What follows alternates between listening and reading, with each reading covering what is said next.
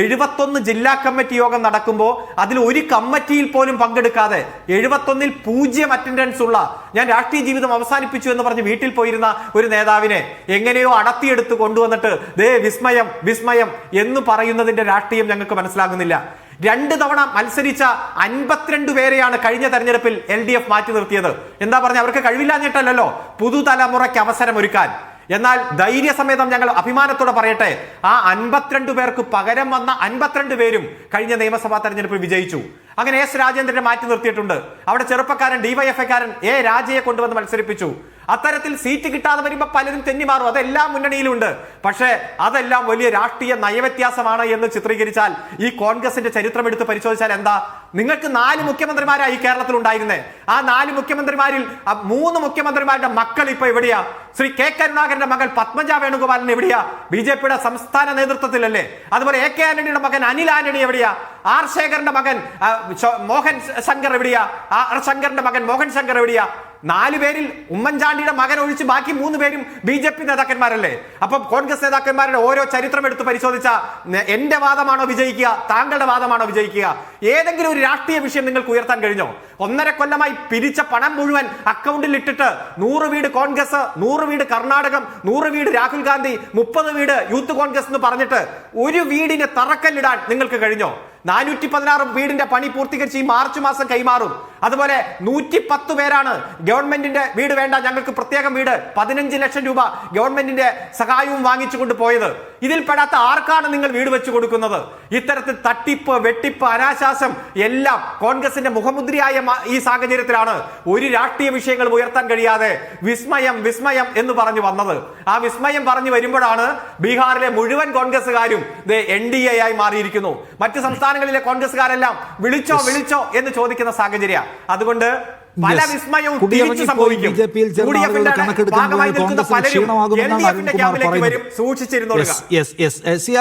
ദാമോദർ പ്രസാദ്, ഞാനൊന്ന് സേനാപതി വേണിലേക്ക് പോകുന്നതിന് മുമ്പേ ഇതിനകത്ത് ഇപ്പോ മുസ്ലിം ലീഗ് ഭയങ്കരമായ ഇനിഷ്യേറ്റീവ് എടുത്തു. ഞാൻ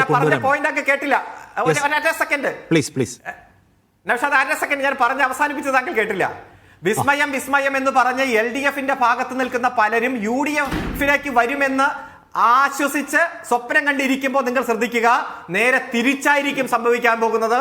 നിങ്ങളുടെ ഭാഗത്ത് നിൽക്കുന്ന പലരും അണിനിരക്കാൻ പോകുന്നത് ഇപ്പുറത്തേക്കായിരിക്കും. LDFന്റെ CPIMന്റെ അവകാശവാദം ഞാൻ ചോദിക്കുന്നത്, ദാമോദർ പ്രസാദ്, ലീഗിന് വലിയ പ്രതീക്ഷയുണ്ടായിരുന്നു ജോസ് കെ മാണിയെ കൊണ്ടുവരാം എന്ന്.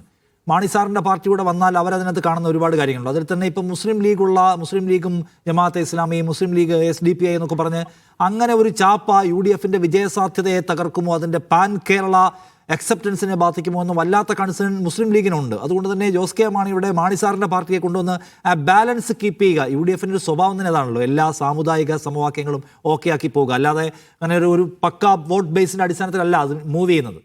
സോ അത് ലീഗിന് പ്രത്യേകമായ കൺസേൺ ഉണ്ടായിരുന്നു, അത് പാളിയോ? തീർച്ചയായും ലീഗ് ഒരു എഫേർട്ട് എടുത്തിട്ട് പി കുഞ്ഞാലിയുടെ വ്യക്തിപര എഫേർട്ട് എടുത്ത് അത് പോസിറ്റീവായിട്ട് എഫേർട്ടായിക്കോണം. അത് പക്ഷേ ദീർഘകാലമായിട്ട് നമുക്ക് UDFിനെതിരെയുള്ളൊരു ആരോപണമായിട്ട് കുഞ്ഞുമാണിയും കുഞ്ഞാപ്പയും ഒരുമിച്ചെന്നുള്ളൊരു ആരോപണം LDF ഫണ്ട് ഉയർത്തിയിട്ടുള്ളതൊക്കെ നമുക്കറിയാം. പക്ഷേ ആ നിലയ്ക്ക് K മാണിയുടെ ഒരു പ്രസ്ഥാനവും അതുപോലെ തന്നെ കേരളത്തിൽ ആസൂത്രിതമായിട്ട് ഇവിടെ വലതുപക്ഷവും ഇവിടുത്തെ പലതരം ചിദ്രശക്തികളും മുസ്ലിം സമുദായം, ക്രിസ്ത്യൻ സമുദായം, കത്തോലിക് സമുദായം തമ്മിലുള്ള അന്തഃഛിദ്രം വർദ്ധിപ്പിക്കാനൊക്കെ വളരെ ബോധപൂർവമായിട്ടുള്ള ഹിന്ദുത്വ പ്രേരണയിൽ നടത്തുന്ന ശ്രമങ്ങളൊക്കെ തന്നെ അതിജീവിക്കാനുള്ള ഒരു രാഷ്ട്രീയ ലക്ഷ്യം കൂടി മുസ്ലിം ലീഗോടെ പോസിറ്റീവായി ചെയ്തിട്ടുണ്ടാവാം. അത് കത്തോലിക്ക സഭയായിട്ടുള്ള അടുത്ത ബന്ധം പുലർത്തുന്നതാണ് കേരള കോൺഗ്രസ്. അപ്പോൾ അത് വളരെ പോസിറ്റീവായിട്ടാണ് നമ്മൾ കാണേണ്ടത്. അതൊരു നെഗറ്റീവ് പൊളിറ്റിക്സിൻ്റെ ഭാഗമല്ല. അപ്പോൾ ആ നില അത് രാഷ്ട്രീയമുണ്ടല്ലോ, സ്വാഭാവിക രാഷ്ട്രീയമായിട്ടും അങ്ങനെ ഒരു കേരള കോൺഗ്രസ് മുന്നണി കൊണ്ടുവരികയോ കത്തോലിക്ക സഭയുടെ പിന്തുണ കിട്ടുകയോ ചെയ്യുന്നത് മുന്നണിയുടെ സ്വഭാവം മാറും. മാത്രമല്ല LDFിനെക്കാളും തീർച്ചയായിട്ടും ഈ സാമുദായിക നേതൃത്വത്തിനൊക്കെ കുറച്ചും കൂടി ബാർഗൈനിങ് പോലെ നെഗോഷിയേറ്റ് ചെയ്യാൻ പറ്റുന്നതും UDF ആയിട്ടായിരിക്കും. കാര്യം പിണറായി വിജയനെ പോലെ ലീഡർഷിപ്പിനോട് അത്ര എളുപ്പത്തിൽ, പിണറായി വിജയൻ ഇപ്പോൾ അതിനോടൊക്കെ യോജിച്ച് പോകുന്ന ആളാണെങ്കിലും അതിനേക്കാളും സൗകര്യം ഒരുപക്ഷെ ഈ UDF ലീഡർഷിപ്പിനോടായിട്ടും നെഗോഷിയേറ്റിനായിരിക്കും. അപ്പോൾ ആ നിലയിൽ കേരള കോൺഗ്രസിനെ കൊണ്ടുവരാനുള്ള LDFിൻ്റെ മുസ്ലിം ലീഗിൻ്റെ ശ്രമം താൽക്കാലികമായി പാളിപ്പോയെങ്കിലും അത് തുടരാനുള്ള സാധ്യത നല്ലോണം കണ്ടു. കാര്യം ഈ മുസ്ലിം ലീഗിൻ്റെ എഫേർട്ട് മുഴുവൻ നിലയ്ക്ക് തന്നെയായിരിക്കും. പ്രത്യേക കാര്യം നമ്മൾ കാണുന്ന വാർത്ത വായിച്ചത് നമ്മുടെ മാണി സി കാപ്പനോട് വളരെ വ്യക്തിപരമായി ഇവിടെ കൊണ്ടുവന്ന് ചർച്ച ചെയ്ത് കാര്യങ്ങൾ നീക്കാൻ ശ്രമിച്ചു. അത് വലിയൊരു എഫേർട്ട് എടുത്തിട്ടുണ്ട്. ആ എഫേർട്ട് നിർത്താനുള്ള സാധ്യത വളരെ കൂടുതൽ. അപ്പോൾ അതിനുള്ള പല വഴികളും ഇനിയും ആസൂത്രണം ചെയ്യാൻ സാധ്യതയുണ്ട്. അപ്പോൾ അതൊക്കെ ഏത് രൂപത്തിലാണ് രൂപപ്പെടുന്നത് കണ്ടറിയണം. സ്വാഭാവികമായിട്ടും ഈ വിസ്മയം എന്നൊക്കെ സതീശൻ പറയുന്ന സമയം സംഭവിക്കുന്ന കാര്യം വെച്ചിട്ടുണ്ടെങ്കിൽ LDFിനെ കൂടുതൽ അലർട്ടാക്കുകയാണ് ചെയ്യുന്ന തരത്തിൽ ചെയ്യുന്നത്. വരാൻ പോകുന്നു എന്നൊക്കെ പറഞ്ഞിട്ട് നിങ്ങൾ കുഴപ്പത്തിൽപ്പെടുകയാണ് ചെയ്തത്. കാരണം ഇതൊരു ഘട്ടം കഴിഞ്ഞാൽ അത് കൗണ്ടർ പ്രൊഡക്റ്റീവ് ആകുമല്ലോ, വിരുദ്ധ ഫലം ഉണ്ടാക്കും. നിങ്ങൾ പറയുന്ന ആൾക്കാരൊന്നും വരുന്നില്ല എന്ന് തോന്നുമ്പോൾ ആളുകൾക്ക് അത് ഉണ്ടാക്കാൻ പോകുന്ന ഒരു സംഗതിയുള്ളൂ, നെഗറ്റീവ് ഫീൽ ഉണ്ടല്ലോ. എന്ന് മാത്രമല്ല CPM പറയുന്നത് തിരിച്ചാ സംഭവിക്കാൻ പോകുന്നതാണ്.